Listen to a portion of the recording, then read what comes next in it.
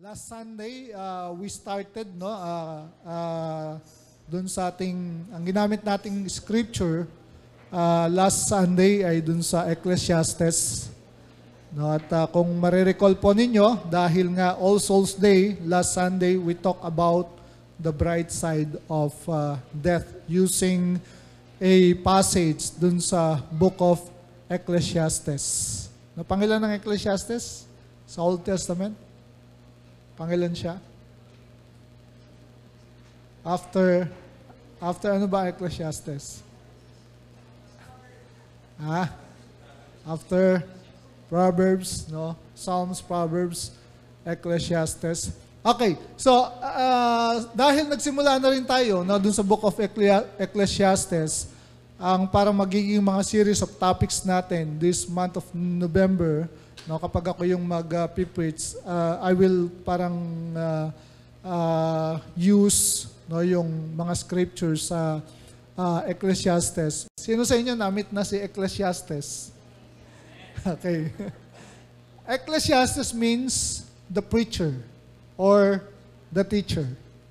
No, kaya the preacher or the teacher, kasi nga, ang sumulat niyan ay si King Solomon. No? At etong Ecclesiastes na to, medyo kapag binasa mo siya, medyo mako-confuse ka.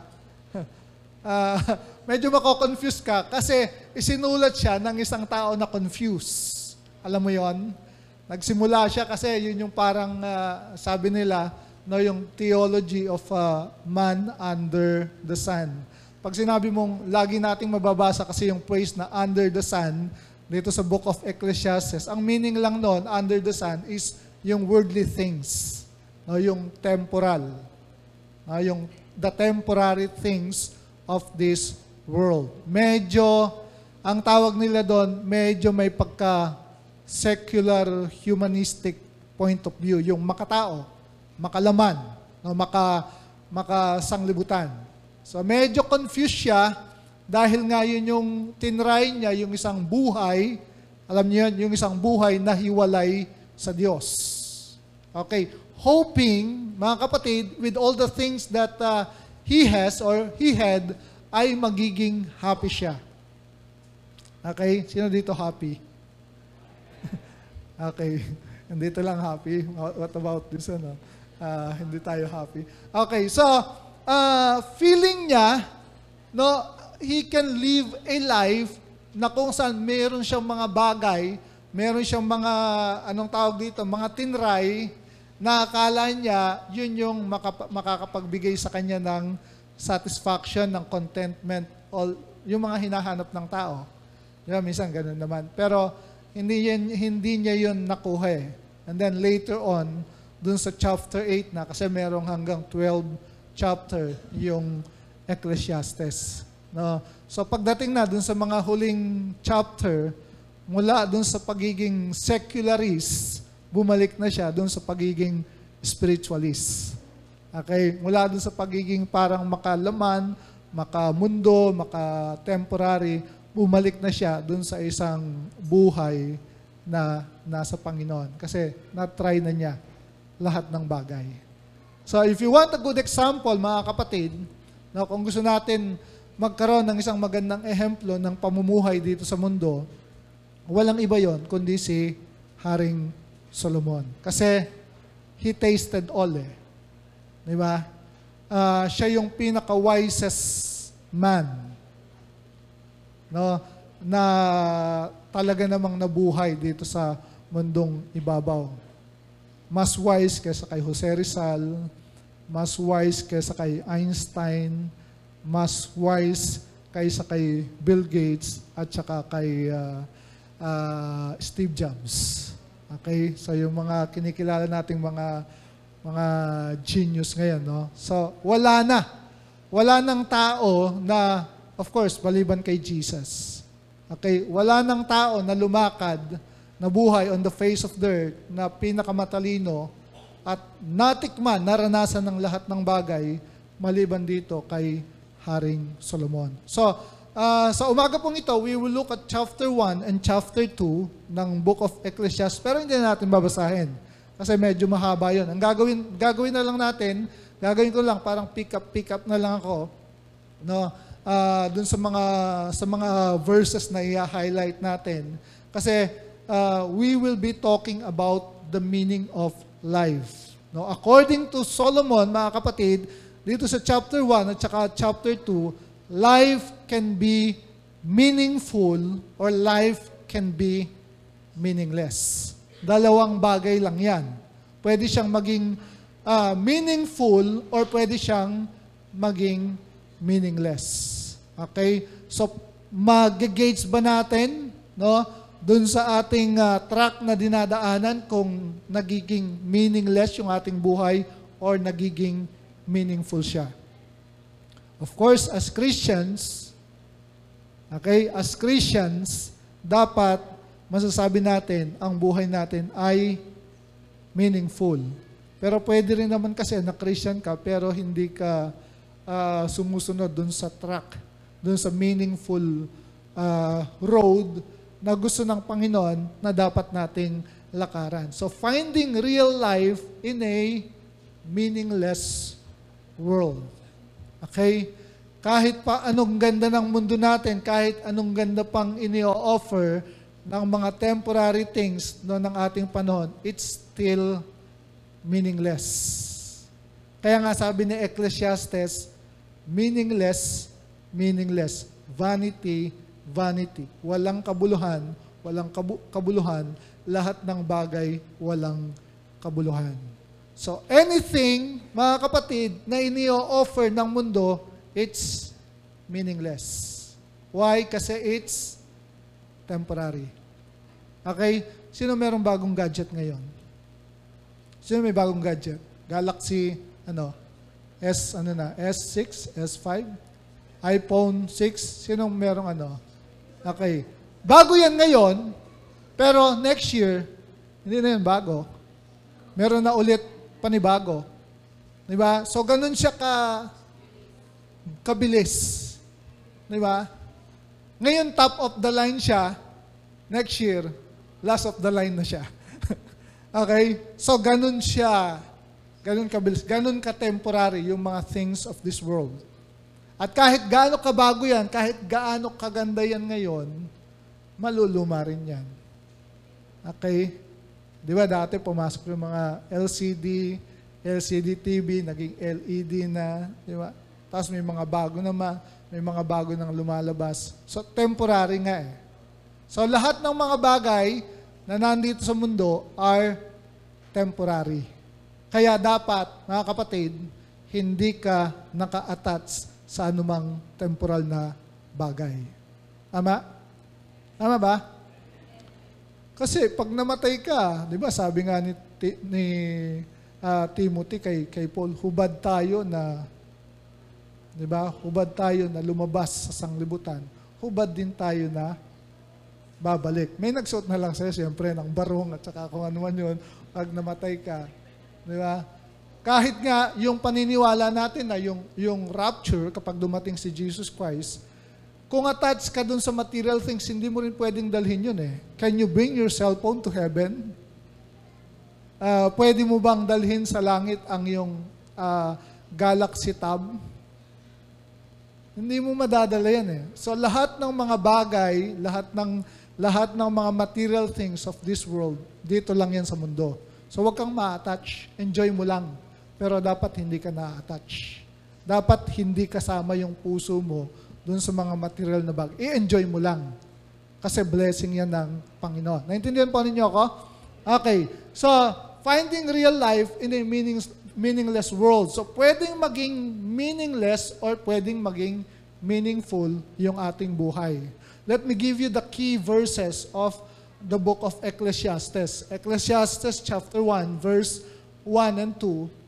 Sabi niya, these are the words of the teacher, King David's son, who ruled in Jerusalem. Everything is meaningless.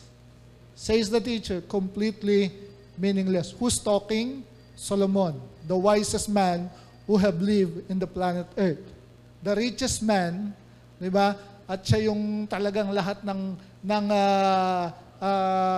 bagay talagang naranasan niya, di ba? Okay, Ecclesiastes chapter 2, verse 11, but as I look, sabi niya, at everything I had worked so hard to accomplish, diba? Work so hard to accomplish, it was also meaningless, like chasing the wind. Pwede mo bang i-chase ang wind? Pwede mo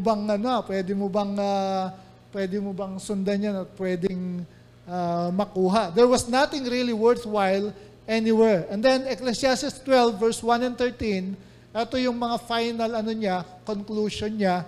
Don't let the excitement of youth cause you to forget your Creator. Sabi niya, honor Him in your youth before you grow old and say, life is not pleasant anymore.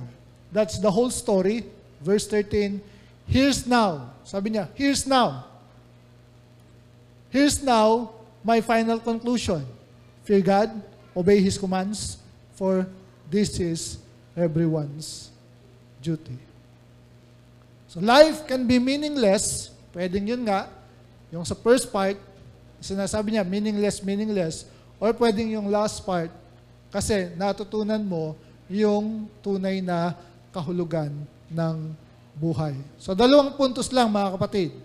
Paano magiging meaningless yung buhay at paano naman siya magiging meaningful?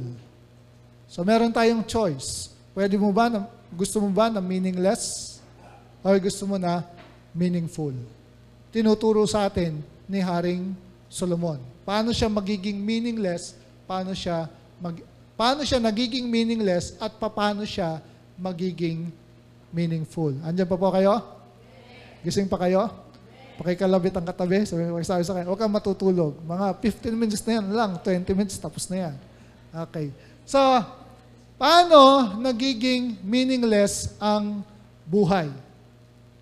Sabi niya, sabi nga po natin basahin para hindi tayo ready, go. Life is meaningless if you are seeking happiness in temporary, worldly, human things. Alam mo yan, yun lagi yung hinahabol mo. Di ba? Kailangan magkaroon ako ng bagong ganito. Kailangan magkaroon ako ng bagong ganito. Kailangan magkaroon ako ng ganyan. Kailangan. So, lagi kang nandun sa rat race. No? Panalangin mo na lang, Lord, kung kalooban mo, nabigyan mo ako ng ganito, magkakaroon ako ng ganyan. You keep your heart, you guard your heart. Amen po? Ginugwardyahan mo yung puso mo dun sa attachment ng mga material na bagay. Wag ka naman masyado rin maging sobrang spiritual. Di ba? It's as if na hindi mo naman kailangan yung mga material na bagay. Ang pinag-uusapan natin dito, yung attachment mo dun sa mga material, dun sa mga temporary, at yung parang yun yung nagiging source of happiness mo. Meron kasi mga tao, di ba, na malungkot sila kapag wala silang gadget. As if hindi sila mabubuhay kung wala sila ng gadget. Kung wala silang state-of-the-art na cellphone or tab or what. Meron mga ganong tao. Okay? So, dapat hindi yan yung source. Alam mo yung source? Okay? Pinanggagalingan. Di ba? Pinagmumulan. Masaya ka lang kapag meron kang ganon. Kapag wala, hindi ka masaya. Okay? Naintindihan po natin, mga kapatid? So, nagiging meaningless daw, sabi ni Solomon, yung buhay kapag sinisik mo yung happiness mo doon sa mga temporary. Pag sinabi natin temporary from the word temporal, pansamantagal. Hindi, pansamantala. Okay? Kasi minsan yung pansamantala natin, nagiging pansamantagal eh. Okay? Pansamantala, worldly, makamundo, human, pantao. Dito lang. Okay? So sabi niya, dun sa verse, Ecclesiastes chapter 1, verse 3, what do people get for all their hard work under the sun? Ano yung mapapala ng mga tao dun sa lahat ng mga pagpapakahirap na kanilang ginagawa? Well, siguro, yayaman. Di ba? Pagkatapos mong yumaman, nagpakahirap ka, eto na, nang gusto mo nang i-enjoy yung na-accumulate mo na yaman, matanda ka na, hindi ka na makapag-travel, high blood ka na, di ba? May sakit ka na, hindi ka na makakain ng mga gusto mong ano. Habang bata ka pa, kainin mo na. Okay? Kaya ka nagtatrabaho para ma-enjoy ang buhay. Okay? Hindi ka nagtrabaho, nagpakahirap, tapos yung lahat ng pinaghirapan mo ay mapupunta lang sa iba. Okay? Of course, napunta yun sa anak mo. Nag-asawa yung anak mo. Okay? Namatay ka agad yung anak mo. Sino makikinabang? Yung asawa niya. Di ba? So yung asawa niya, nag-asawa ng iba. So sino yung nakinabang? Asawa niya. Meron nga ako, kapitbahay dun sa amin eh. Di ba? Yung kumuha ng unit. Di ba? Yung kagaya nung sa bahay. Nakapangalan sa kanya. Sa lalaki. Namatay yung lalaki. Di, automatic yan, di ba? Mapupunta dun sa sa asawa niya. Yung asawa niya, nag-asawa ng iba. So, kanina napunta yung ano niya.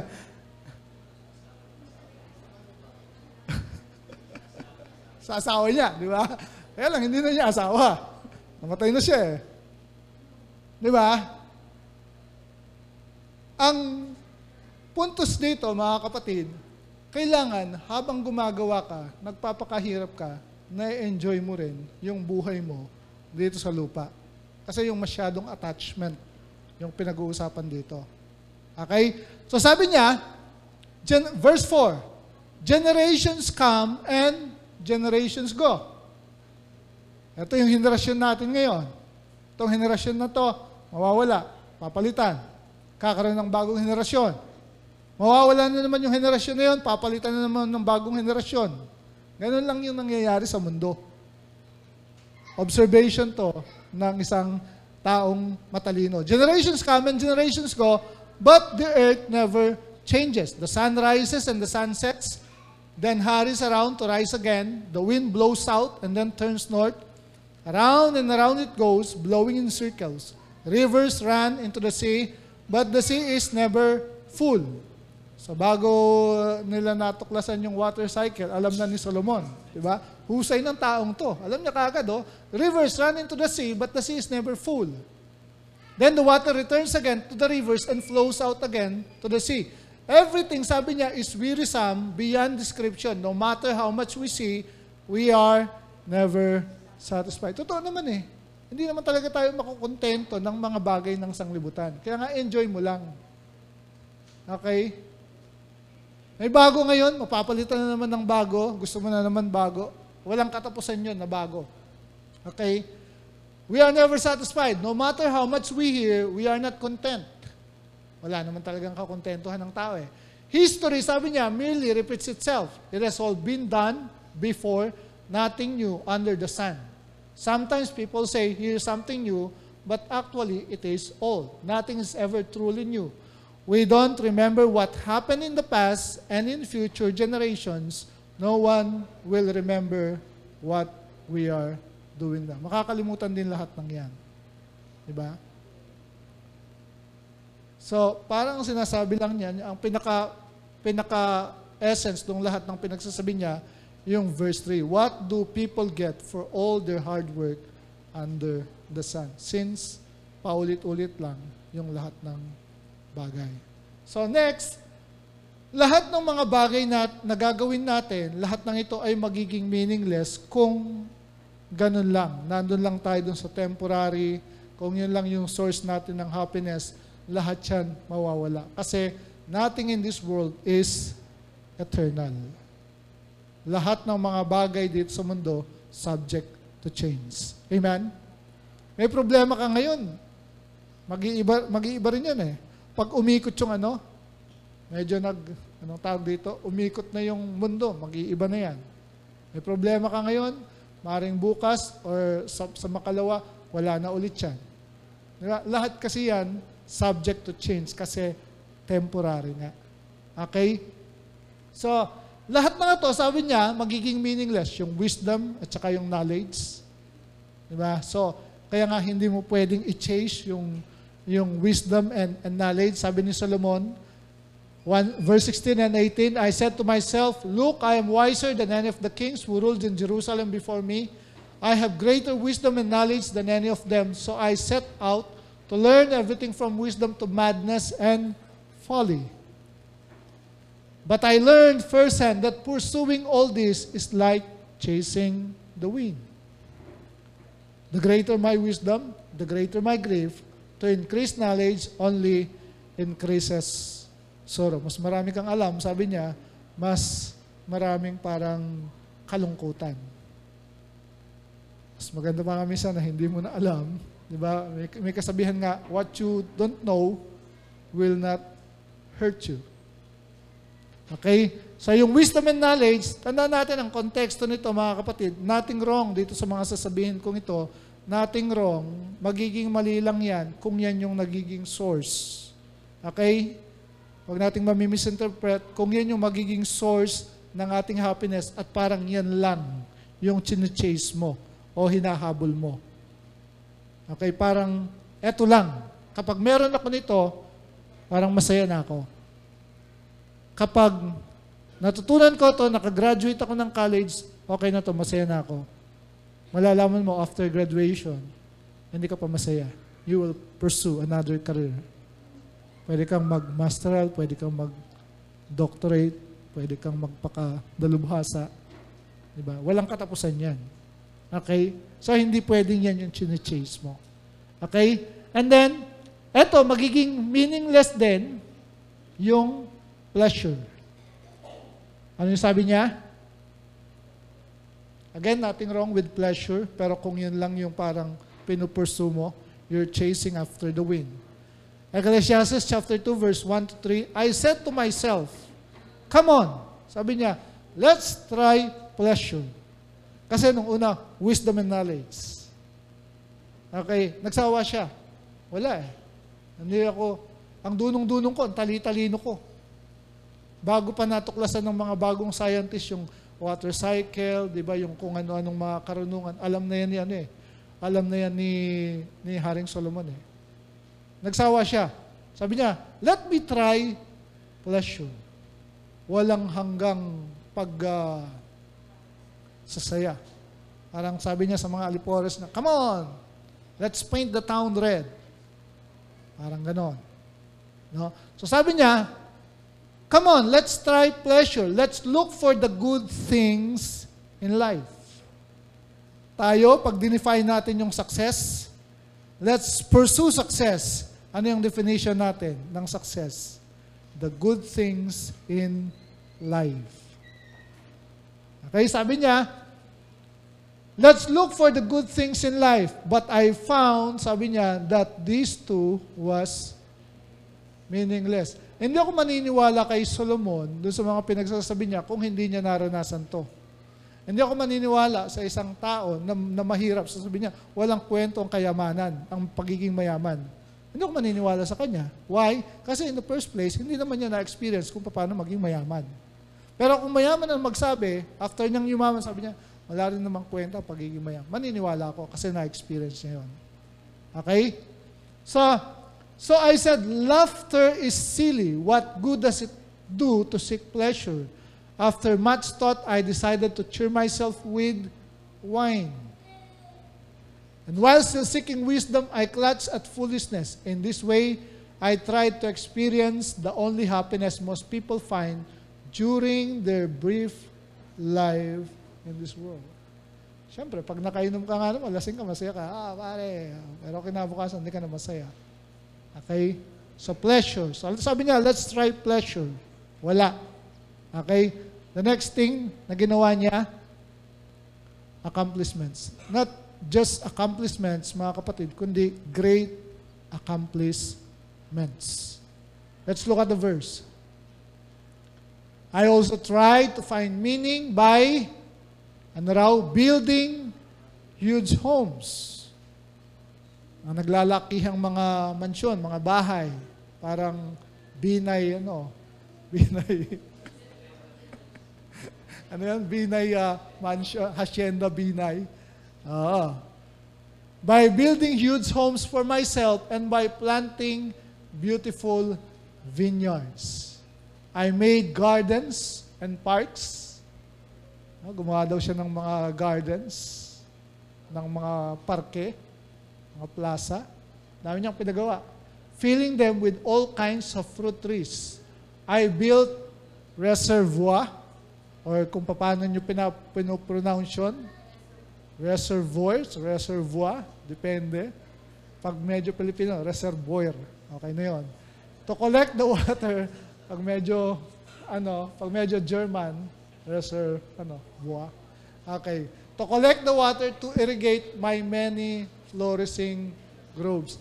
Ang ginawa niya, mautak din tong si Solomon, kasi di ba, nung panahon niya, mayroong mga wars.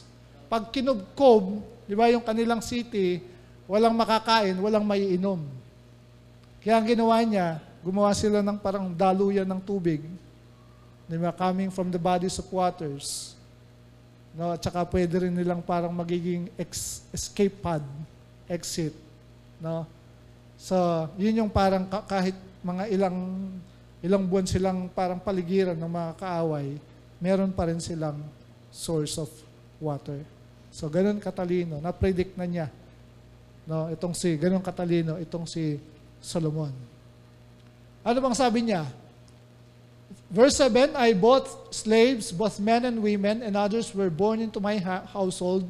I also owned large herds and flocks, more than any of the kings who had lived in Jerusalem before me.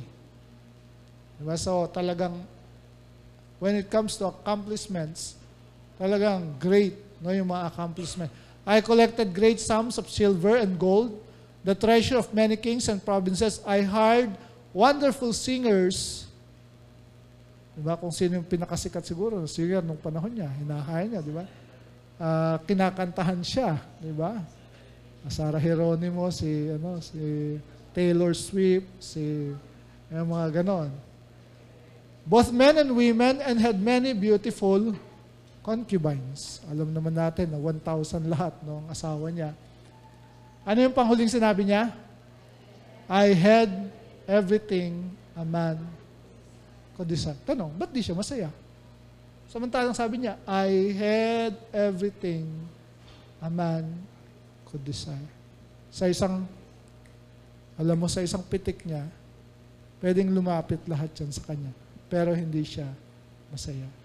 That's the problem with temporal, worldly, material things.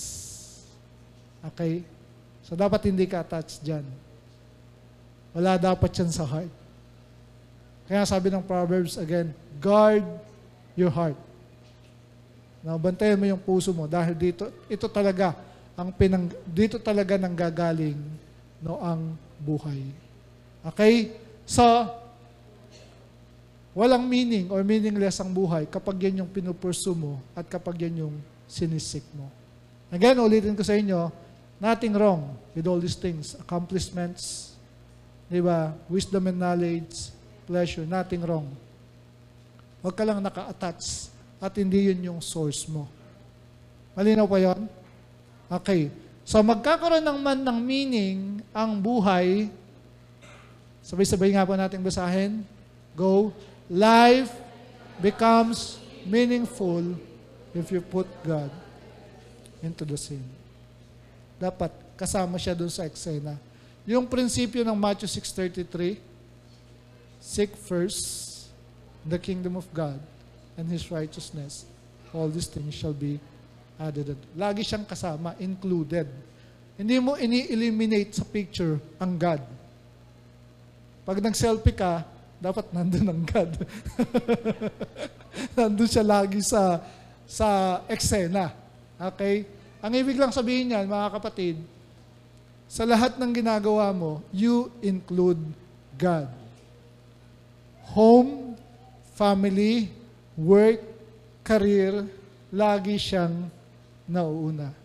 Lord, kung ito yung will mo, let it be done. Pinagpipray ko to, gusto ko to. Kung gusto mo to para sa akin, okay.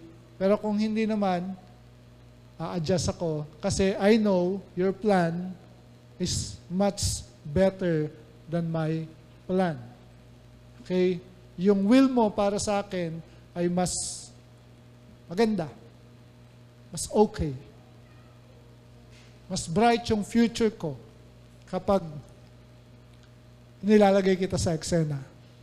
Tama ba yon? Amen ba yon? Huwag pa kayo matakot to put God into the scene. Kasi ang feeling kasi ng maraming Kristiyano, ang Diyos, KJ. No. Hindi KJ ang Diyos. In fact, gusto niya na ma-enjoy din natin itong mga bagay na to. Remember 1 Timothy chapter 6, He gives us all things to enjoy. Pero sabi niya, do not put your trust into uncertain riches. Okay? God gives us all things to enjoy. Pero huwag kang magkaroon ng attachment. Malinaw po yun? Naintindihan ba natin? Okay, so nagiging meaningful kapag isinasama sa eksena ang Diyos. Okay? So, sabi niya, Ecclesiastes chapter 2, verse 24 to 26. So, eto na, di ba? After saying all these things, meaningless, sabi niya, eto yung conclusion ko. So, magiging meaningful, sabi niya, anong ginawa niya? So, I decided, napagpasyahan ko, there's nothing, sabi niya, better than to enjoy food and drink and to find satisfaction in work. Enjoy mo lang. Di ba? Enjoy food and drink and to find satisfaction in work. Trabaho ka ng trabaho, trabaho ka ng trabaho. And then parang, alam mo yun, tinatanggi mo doon sa sarili mo, yung ma-enjoy naman yung fruit ng yung labor. So sabi niya, then I realized, anong sabi? Then I realized that these pleasures are from the hand of God.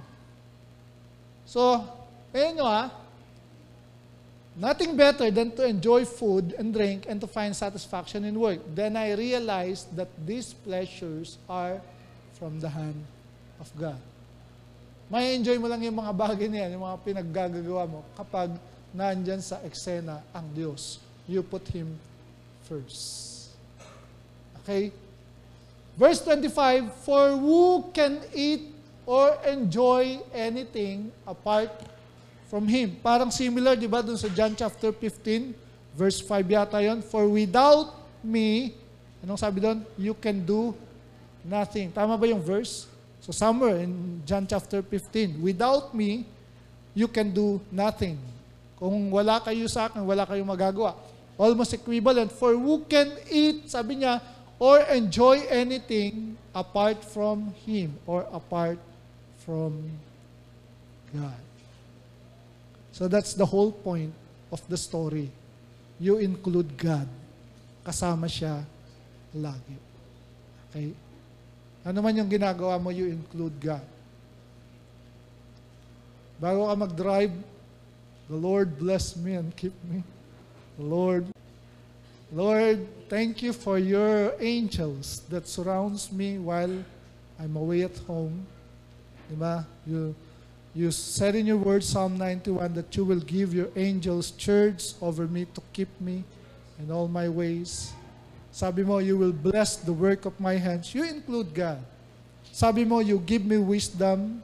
Sabi mo, you give me knowledge. Sabi mo, you give me favor. So you include God by including the Word of God. Amen po yun? Okay. For who can eat or enjoy anything apart from Him? In verse 26, God gives wisdom, knowledge, and joy to those who please Him. Amen? So kung isa-summarize natin yung sinabi, yung pinagsasabi ni Solomon, chapter 1 and chapter 2, ito lang yan. Life is meaningless if you live only for yourself and worldly things, which are temporary. Life is meaningful if you live for God and eternity in mind. Dapat hindi nawawala yan. Ngayon, sa DepEd, tinatanggal na rin nila yung sa kanilang vision, mission, yung ini-eliminate na rin nila yung God. Gumagaya sa Amerika. No?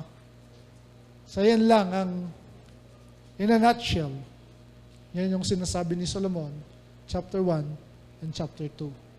So, to conclude, mga kapatid, we only live for one audience, God. Okay? Because you live your life for God. Ano man yung ginagawa mo, ang purpose mo is to glorify God. Included na lahat ngayon, si God. Diba? Sa pagre-raise mo dun sa iyong family, dun sa relationship mo sa husband and wife, relationship mo with your friends, relationship mo with the church, relationship mo dun sa iyong boss, diba? Sa lahat-lahat, you include God. And you seek to glorify God. Malinaw po yun? Nakuha po natin? So, nasa sa atin yung decision kung gusto nating maging meaningless or meaningful. Depende yan dun sa chine-chase mo. If you're chasing the material, temporal things of the world, sabi ni King Solomon, you're chasing after the wind. Hindi mo yan mahuhuli. Okay? Hindi mo yan mahuhuli. Pero if you're chasing after God, di ba, you follow God, then nandun ka dun sa right track.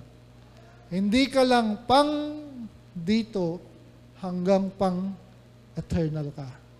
So enjoy mo lang kung ano yung mga binibigay ng Panginoon sa'yo na blessing. Okay?